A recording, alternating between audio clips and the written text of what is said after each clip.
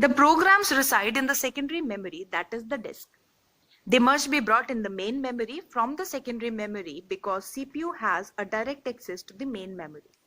But the size of the main memory is limited.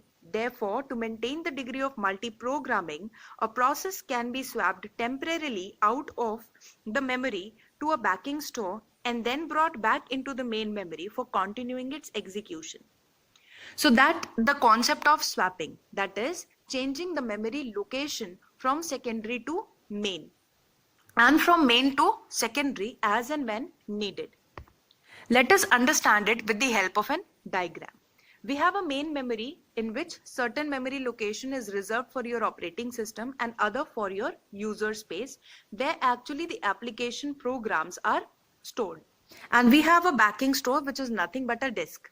It consists of two processes, process 1 and process 2. Suppose process 1 gets to the main memory and get executed. And currently, it is not required the execution of process 1. Supposedly, now we need to execute process 2, but the user space get completely filled. So there is no space to accommodate process 2.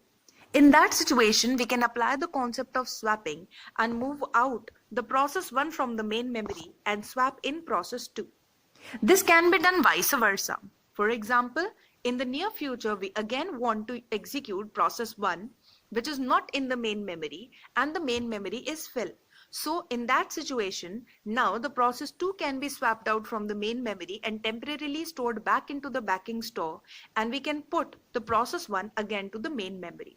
So that is the concept of swapping of the memory location, because we have a drawback associated with the main memory that it is limited in size. So in order to maintain a certain number of processes in the main memory, which is the degree of multi-programming, we can apply this particular concept of swapping.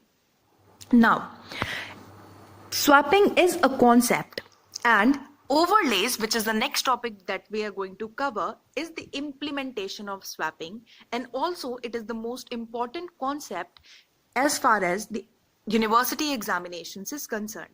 Basically, a question for short note comes for your overlays. So what is memory overlays?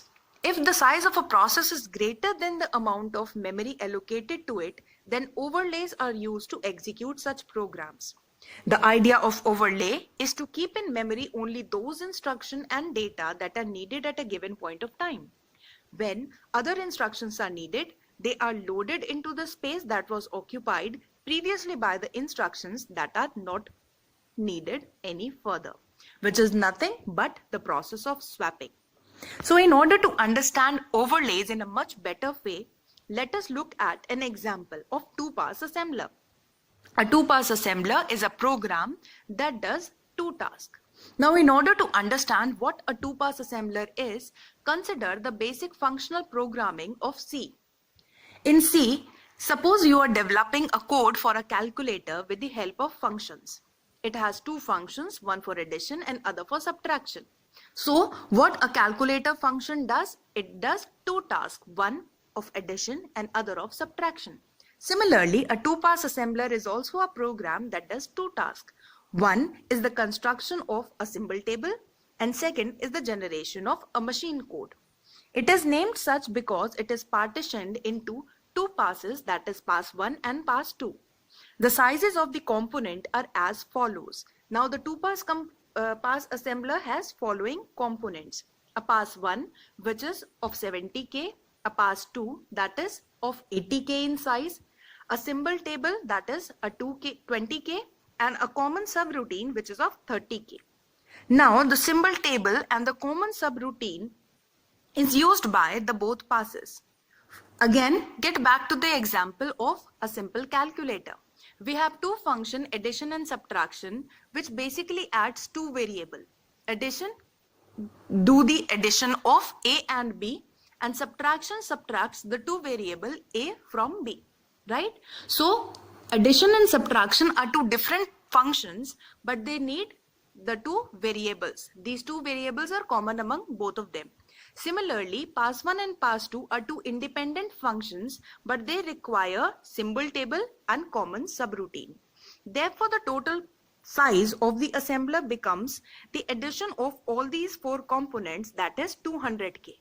But the problem we have is that the size of the memory available or the user space available is only 150K, which is a problem.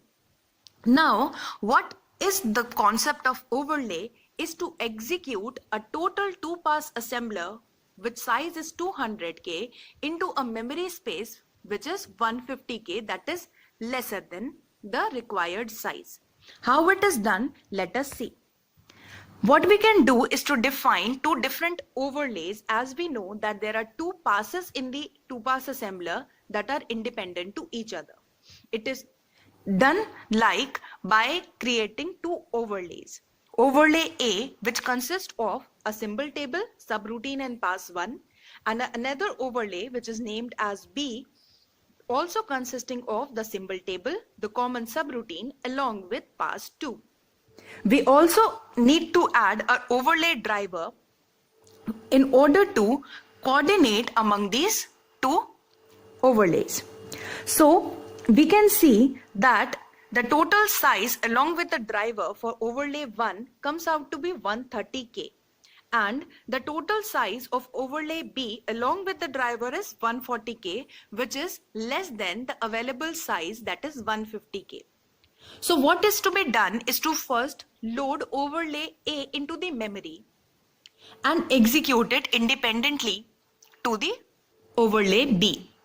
As soon as overlay 1 completes its execution, it is swapped out from the main memory and overlay B is loaded into the memory. Therefore, the intelligence is to utilize the memory space more efficiently. We have a memory space which is less than the total amount or the total size of your process, but because of this concept of swap in and swap out through overlays, we can execute a 200K program into a 150K memory, right? So that is the advantage of overlays. So let us see it with the help of an example. The main memory will be divided into two parts, that is the main program and the other is the overlay area. And the overlays, that is the different independent segments of your programs, is stored into the secondary memory.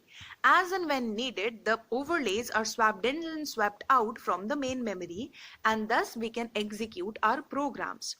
Of course, the advantage is using less memory more efficiently, and the disadvantage is the extensive programming requirement.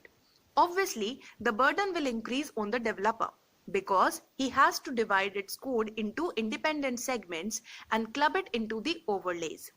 Also, he has to code an overlay driver, which is again an programming overhead. The task of the overlay driver is to coordinate between the swapping and the swap out of the overlays. So I hope that this concept of overlays and swapping is almost clear to all of you. Is there any doubt? You can ask me through your comments. Thank you so much.